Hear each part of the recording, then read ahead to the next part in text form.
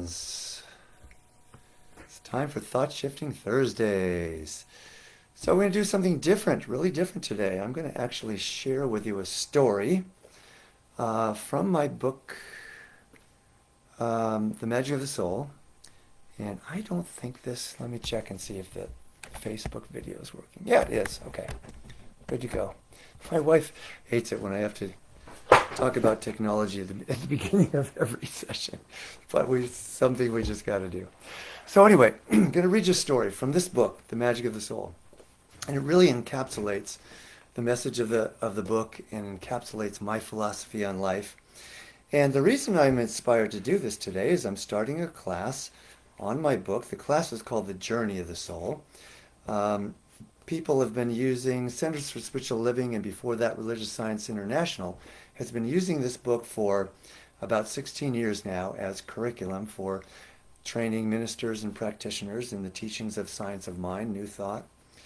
And they asked me this year, Centers for Spiritual Living, to update the curriculum. And so the new title is The Journey of the Soul, and it includes all of the powerful exercises in this book. I might even read you some of the exercises. As well as all of the techniques and practices that I've been teaching and sharing for the last 20 years since I wrote the book. So when I think I was pretty much almost done with writing the book 20 years ago and thought, I need a really good story that will just sum it all up, and that's the very beginning of the first chapter. Again, the full title of the book is The Magic of the Soul, Applying Spiritual Power to Daily Living.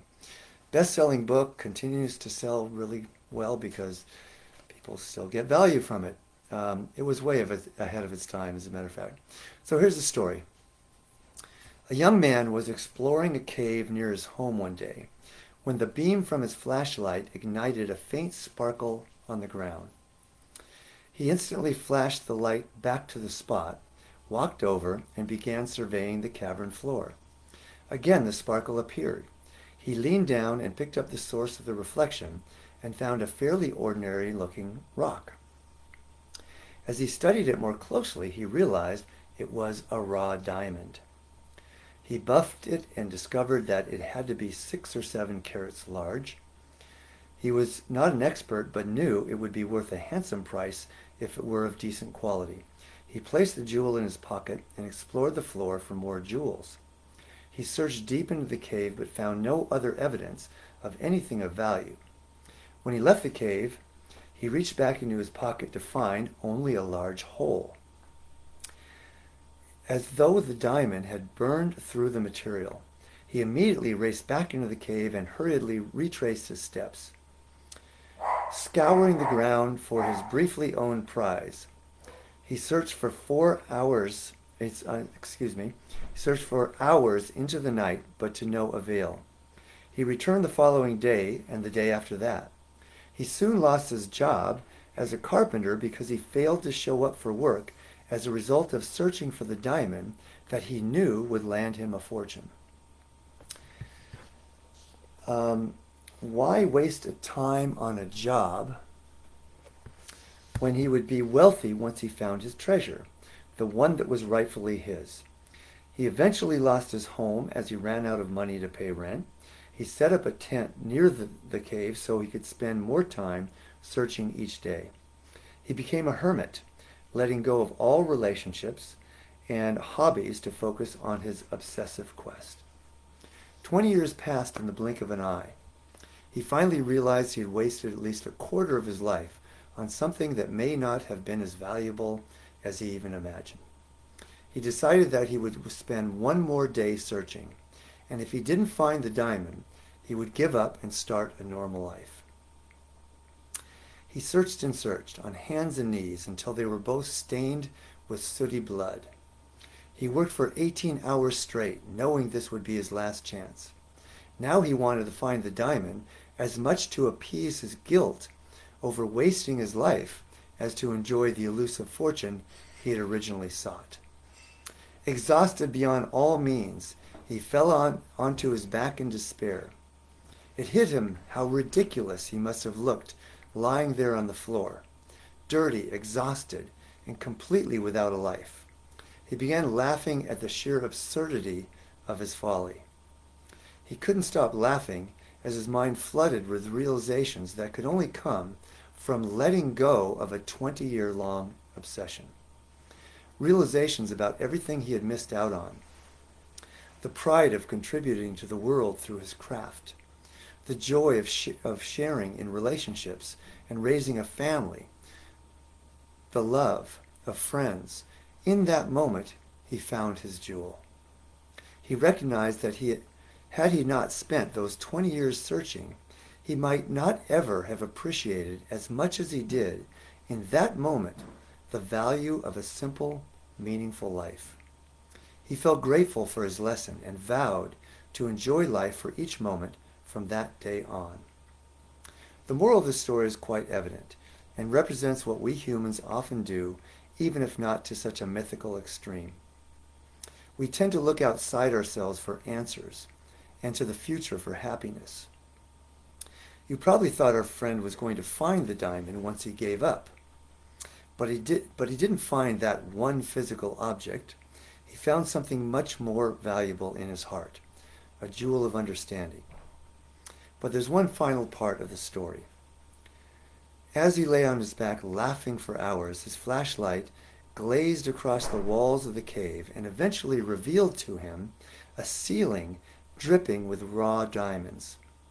In looking down for 20 years for his single diamond, he missed the fact that he was surrounded by a much greater reward, a magical array of beautiful treasures beyond anything he could possibly imagine.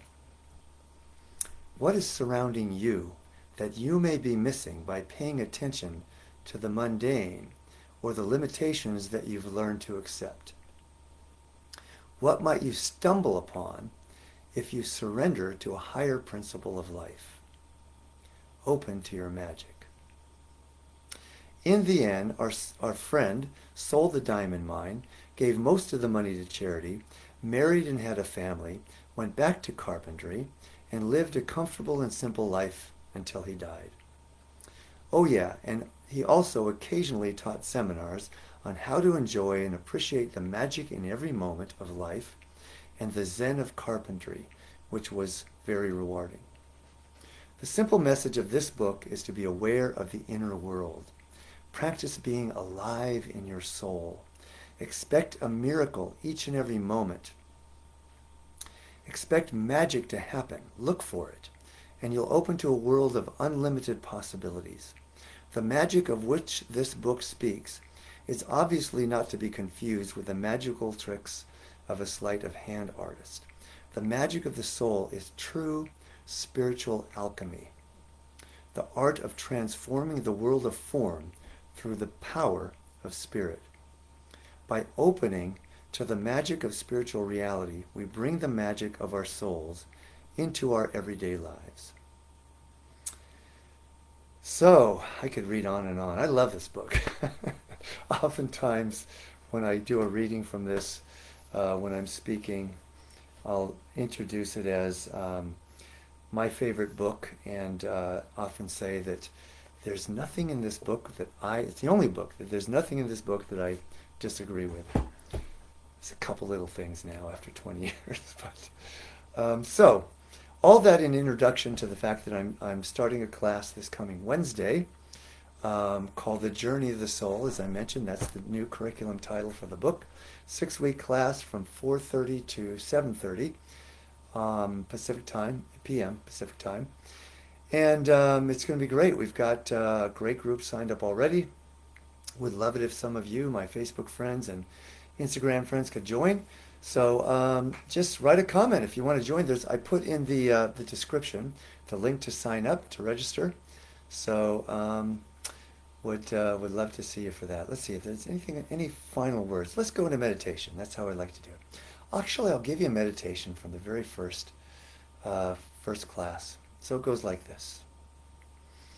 Think of a situation in your life that is challenging, the most challenging situation in your life. And what would it be like what will it be like for you to give up your resistance completely to this situation. Now, it doesn't mean that you're not going to take actions to improve the situation, but it simply means you're no longer going to resist, you're no longer going to worry, you're going to accept the situation exactly as it is, as an opportunity for growth, to see the magic in this situation, in all situations, to simply harvest the greater freedom, joy, love, or any spiritual quality that wants to emerge from this situation. Give you a moment just to feel into that. When we're done, you might write down your answers to these questions.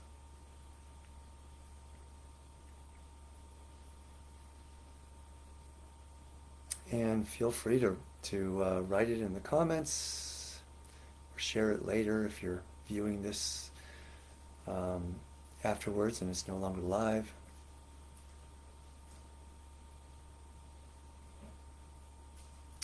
And for me and most people, when I do this in classes, is simply more peace, more joy. And oftentimes, can't you feel that things will improve when you give up the resistance? When you're in gratitude for the situation, what I call radical gratitude. So let's play with this in another way. Think of a person in your life with whom you have conflict. The person that challenges you the most. And what will it be like when you accept this person exactly as they are? And that doesn't mean that you will not set healthy boundaries and ask for what you need in this relationship, or maybe even end the relationship if it's no longer bringing you joy. And sometimes that's the way to accept situations, is to put an end or draw a line in the sand. But it means that you'll no longer try to change this person, that your inner happiness, joy, freedom will not be tied to this person changing. What will it be like when you accept this person exactly as they are, no longer having to change? Give you a moment to feel into that. Once again, you can write this down when we're done. Finally, most importantly, what will it be like when you think about yourself? What will it be like when you accept yourself unconditionally? Doesn't mean you don't want to grow. Doesn't mean you don't want to improve upon an already perfect cake. Put icing on an already perfect cake. It just means that you love yourself unconditionally just as you are. Like the song, loving those perfect imperfections.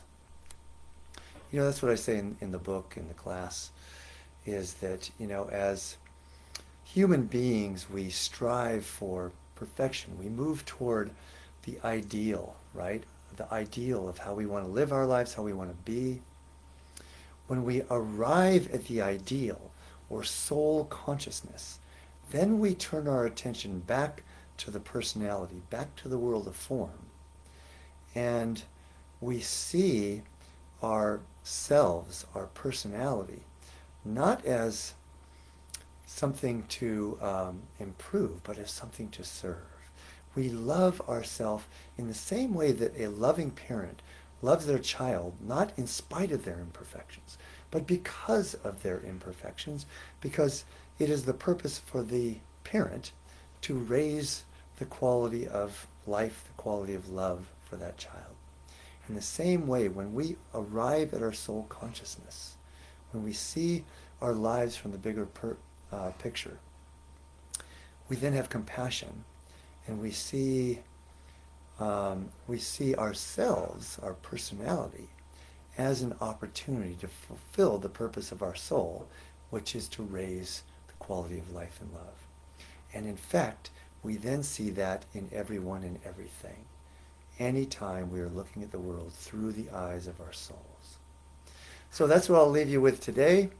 And we'll see you next Thursday, if not sooner, perhaps Wednesday at 4:30. And love you all. Have a great rest of your week and a phenomenal weekend filled with joy and magic and love. All right. Love you all. Take care.